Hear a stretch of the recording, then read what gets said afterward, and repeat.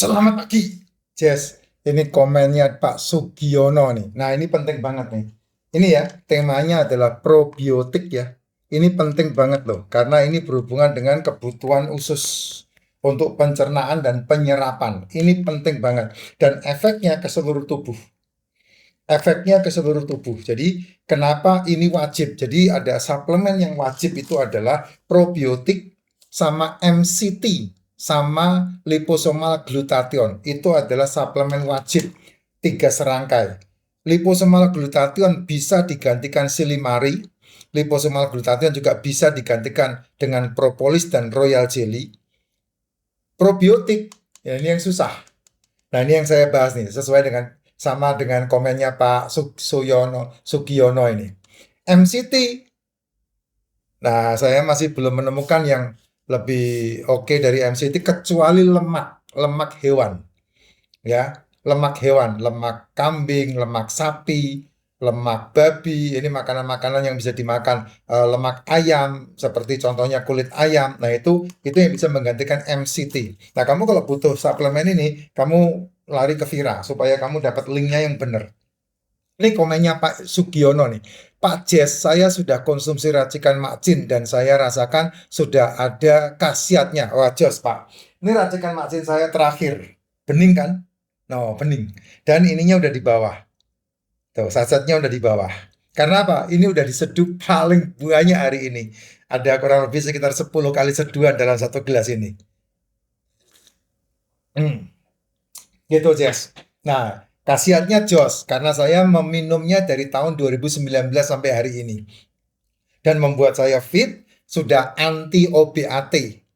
OBAT terakhir yang saya minum April 2022, yang dimana saya sudah pasang cincin, dan J aja ente utuang saya bocor 30%, item-item kaki saya hilang semua, bengkak kaki saya udah lepas semua, dan tidak ada masalah-masalah yang berhubungan dengan masalah-masalah penyakit-penyakit yang seperti yang kamu keluh-keluhkan. Nah, ini komennya bagus. Makasih Pak Jess. Saya kadang konsumsi tape untuk probiotiknya. Boleh aja, nggak masalah. Ya, tapi tidak bisa kebanyakan. Dan tape probiotiknya itu tidak bisa dipakai untuk kebutuhan kita yang 100 billion CFO dengan strain 34. Itu kan minimal penggunaan suplemen untuk probiotik ya. Kalau 100 billion itu CFU-nya 34. Kalau 120 billion CFU-nya 36. Kalau 200 billion CFU-nya 40. Ini udah ada aturan-aturannya yang berhubungan dengan suplemen ke tubuh kita. Cuman kalau kamu makan 1 gram tape ya, 1 gram tape itu 1 juta CFU probiotiknya. Sampai sekitar 100 juta CFU untuk probiotiknya. 1 gram tape. Nah, kalau mau mensuplai kebutuhan probiotik yang dibutuhkan sama tubuh yang mencapai 100 billion, nggak mampu, Pak. Ya, karena kamu makan 1 kilo tape saja itu baru mencapai 100 miliar. 1 kilo tape itu 100 miliar. Dan kalau itu terjadi, kamu makan tape 1 kilo setiap hari, kamu mencret, Pak. Kamu langsung diopnam.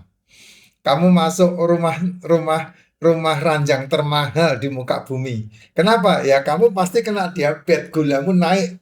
Kenapa kok begitu lah? Tape itu kan dari singkong. Singkong itu kan pati. Patinya itu kan pati glukosa, maltosa. Dan hati-hatinya, zaman dulu penjajahan, orang-orang desa itu dibunuh sama sama penjajah itu menggunakan singkong. Karena singkong itu bukan produk asli Indonesia. Singkong itu dari Peru. Dari Peru dibawa ke Indonesia yang tujuannya untuk menghancurkan masyarakat kecil. Dikasih makanan singkong terus ya, setelah itu kena stroke. Kenapa kok begitu ya? Karena di dalam singkong itu ada sianidanya. Itu yang berbahaya di situ. Tapi kegunaannya ada. Dia ketika diragi maka membentuk probiotik di dalamnya, tapi tidak banyak. Ya kalau mau makan tape ya kayak istri saya aja lah. Makan tape satu apa kalau beli itu satu apa, Fe? Satu box gitulah, satu box kecil gitu. Itu berapa biji isinya ya? Nggak banyak, itu paling sekitar berapa berapa gram? Nah, 100 gram doang. Nggak nyampe, tapi nggak sering. Ini udah berapa bulan ini? Sudah 10 purnama kita nggak makan tape. Gitu. Karena tape itu enak, betul. Tapi gulanya yang ngeri banget. Satu, gula dari tape singkongnya. Itu adalah patinya itu ngeri sekali. Karena glukosanya itu glukosa aktif. Ya, kalau nggak dipakai untuk olahraga, kalau nggak dipakai untuk dihabiskan, nah kamu kena masalah. Itu yang pertama. Yang kedua, dari peragian. Ketika diragi itu tape, maka terjadi fermentasi. Di dalamnya ada gula, alkohol, dan asam. Makanya tape kalau dibiarkan kecut kan? Tape kalau dibiarkan kecut. Sebetulnya kalau seandainya kamu mau makan probiotik yang lebih bagus ya, ya keju harusnya. Tapi keju zaman sekarang itu keju nggak bener juga. Susah makanya Jess. Saya mau ngasih tahu yang alami-alami itu kadang-kadang pusing. Nah yang paling aman kalau kamu membuat probiotik sendiri dari sayur. Gitu, itu aman probiotiknya dari sayur. Cuma saya nggak ngerti ya caranya. Kamu tanya Google aja. Google, saya mau pengen membuat probiotik dari kol. Gimana caranya? Nah, kamu tanya sama Google. Google pasti ajarin. Atau kamu tanya sama GPT lah. Ya, GPT kasih tahu nanti caranya membuat probiotik dari sayur bagaimana. Itu malah lebih bagus gitu. Karena apa? Karena ketika pakai sayur, gulanya kan sakrosa, bukan glukosa.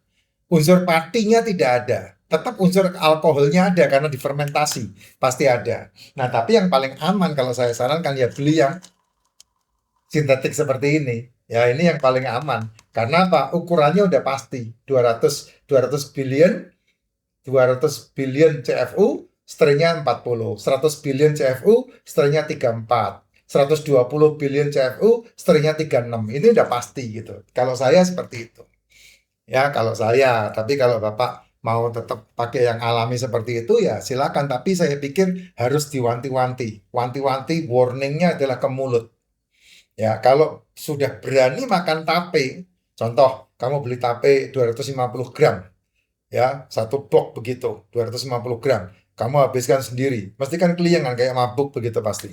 Nah, ketika kamu berani makan itu, ya kamu harus berani menghabiskan energinya dengan nge-gym, dengan jalan 10.000 langkah dan memberhentikan makanan yang lain.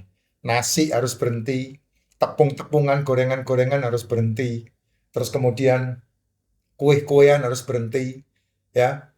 Itu harus berhenti semua karena nanti kamu pasti akan makan. Makannya yang saya sarankan. Makan apa? Ikan, daging, telur, seafood. Nah, ini tidak bisa dimakan pakai nasi kalau kamu sudah makan pakai tape seperti itu. Gitu. Dan hati-hati, ini yang dimasak pun, telur, ikan, daging, seafood yang dimasak pun sudah mengandung unsur karbohidrat juga. Gitu. Jadi kenapa saya tidak mau makan nasi? Karena saya makan sate, dicocol kecap, sudah punya ukuran karbohidratnya kayak nasi.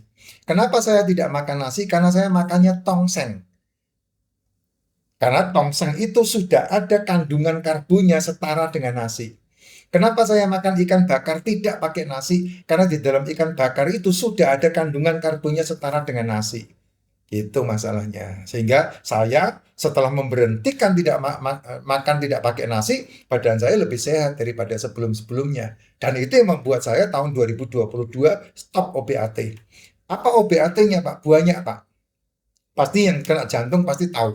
OBAT-nya apa? Yang kena diabetes pasti tahu. Yang kena diabetes tahu yang namanya kebastantin, tahu metformin, tahu dengan prasol-prasol. Nah, ini nanti akan mengarah kepada masalah kolesterol, yaitu kambing hitamnya pasti kolesterol. Yang kena jantung pasti tahu yang namanya amodiplin, apa, clopidogrel, statin, pasti tahu semua itu. Itu minuman saya. Terus furosemidin itu yang untuk ngilangin kaki gajahnya, itu semua pasti ngalami itu. Terus kemudian yang dikantongin kemana dipergi, dibawa, terus kemudian kalau ada sesuatu kena begitu, taruh di bawah lidah, itu saya udah ngalami semua. Dan itu semuanya sudah berhenti sejak 2022, tahun 2022 kemarin.